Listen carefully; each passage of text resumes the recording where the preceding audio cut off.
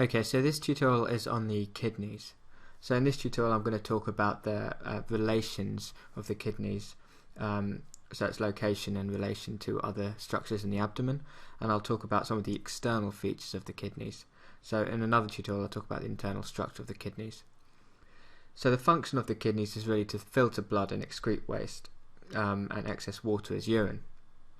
And it also regulates blood pressure, blood pH, blood volume, and it's important in salt balance and sort of electrolyte balance.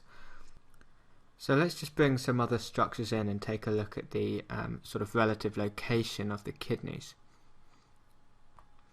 So you can see here that they sit sort of on the posterior abdominal wall, and they sit either side of the vertebra.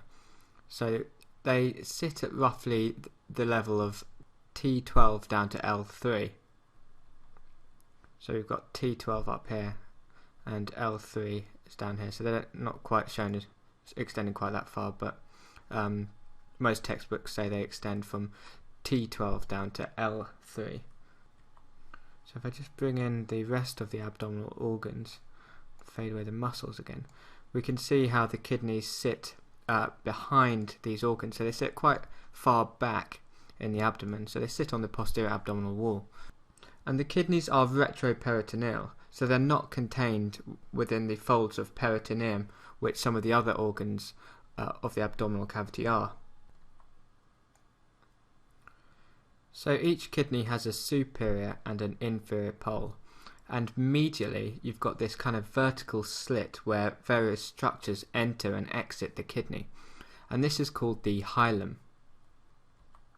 So the structure you can see here coming out of the kidneys is called the ureter, but you also have the artery and vein, the renal artery and vein entering the kidney, and you've also got nerves and lymphatics. So I've just brought in the cardiovascular system here, and you can see the large inferior vena cava and the abdominal aorta here, and coming off it you can see the renal veins and arteries on either side entering the hilum together with the ureter. So I mean, on this model it's not really demonstrated that well. They're kind of shown just sticking onto the side of the kidney, but they actually enter medially into this vertical little slit into the inside of the kidney, and this is called the hilum. So the hilum lies at vertebral level L1, so this is L1 vertebra. So we'll just take a quick look at some of the posterior relations of the kidney. So if we look at the back, we can see that the 12th rib lies behind the kidney, and if I bring in some other structures like some of the musculature, we can see some of the muscles which sit behind it. So you can see the psoas major on either side sits behind it, so it's this muscle here on either side. And you've got the diaphragm, so the posterior parts of the diaphragm sitting behind the kidney. You've got the quadratus lumborum, which is this muscle here. So it's kind of obscured in this model by the huge psoas major muscle. So if I just rotate it around to the front, you can see that the quadratus lumborum is hidden because the psoas major is so big in this model. And then you've also got the transversus abdominis muscle, which is not shown in this model. And then you've got a couple of nerves. So you've got the subcostal nerve, the iliohypogastric nerve, and the ilioinguinal nerves. So you can see these two here. So you can see the iliohypogastric and the ilioinguinal nerve here. So that's what lies behind both the kidneys. But what lies in front of the kidneys is different for the right and the left kidney. So we'll take a look first at the right kidney. So if you look at the kidneys from this view, you can see that the right kidney is slightly lower than the left kidney. And there's a reason for this.